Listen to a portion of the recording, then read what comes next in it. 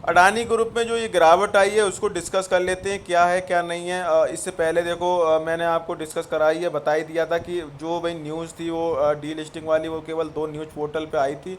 तो उसमें कोई मुझे अथेंटिकेशन दिखा नहीं, और मैंने काफ़ी सारे पोर्टल पे खोजा भी था, काफ़ी सारे जो इनकी वेबसाइट है, इनके जो ट्विटर हैंडल्स हैं, उन पे सब पे देखा, लेकिन वहाँ मुझे कोई ऐसी खबर दिखी नहीं।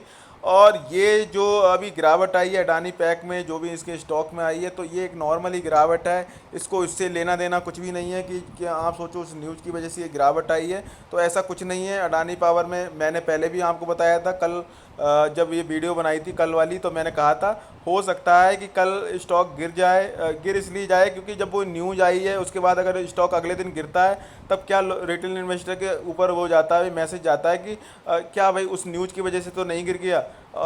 इसमें इससे ये होता है कि भाई रिटेल इन्वेस्टर जल्दी से भाई स्टॉक को सेल कर देते हैं पैनिक में, कि भाई भाई कर दूं सेल, क्या पता भाई उस न्यूज़ की वजह से गिर गया हो। तो ये न्यूज़ इसलिए फैलाई जाती है मार्केट में, आती इसलिए है कि भाई रिटेल इन्वेस्टर पैनिक में हो। जो बड़े बड़े लोग हैं, बड़े बड़े इन्वेस्टर हैं, उनको तो सारी अंदर की न्यूज़ पता होती हैं, वो ना पैनिक करने वाले जो बड़े बड़े ऑपरेटर हैं।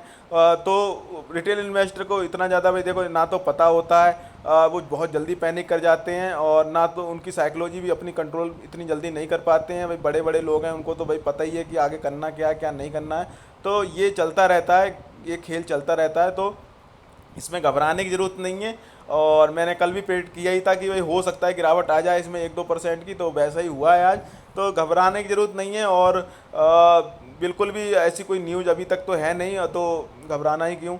और बाकी होल्ड करिए अगर है ले रखा है तो। और अदर स्टॉक की बात करेंगे तो ठीक ऐसी नॉर्मली वही गिरावट, ऐसा तो देखो कोई सा स्टॉक नहीं है कि आप सोचो डेली उसमें सर्किट लगता रहे, अब बिल्कुल वो एक दिन भी गिरेगा नहीं। तो ऐसा ही है, अप डाउन करके चलते हैं स्टॉक, ऊपर जाते हैं तो भाई ऐसे साइन वेव में ऊपर जाते हैं, पहले ऊपर फिर नीचे, फिर ऊपर फिर नीचे, फिर ऊपर फिर नीचे।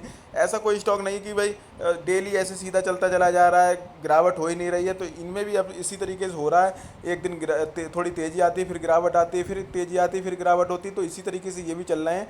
ऑल दो कुछ स्टॉक होते हैं जो पेनी स्टॉक, जिनमें सर्किट वर्किट लगते रहते हैं, वो भाई होता है कि बिल्कुल सीधे ही चलते रहते हैं, upper circuit upper circuit upper circuit upper circuit, फिर लास्ट में जाके वहाँ से लोअर सर्किट लोअर सर्किट और लोअर सर्किट लेके नीचे चले जाते हैं। जैसे ऑर्चिड फार्मा, अपर सर्किट लगता रहा लगता रहा लगता रहा, उसके बाद लोअर सर्किट अपर सर्किट लगते लगते 2600 चला गया, फिर लोअर सर्किट लगते लगते 400 आ गया। तो देख सकते हैं आप उसको, ऑर्चिड फार्मा सर्च करना, उसमें आपको खुद दिख जाएगा। तो इस तरीके से उन स्टॉक्स में चलता है।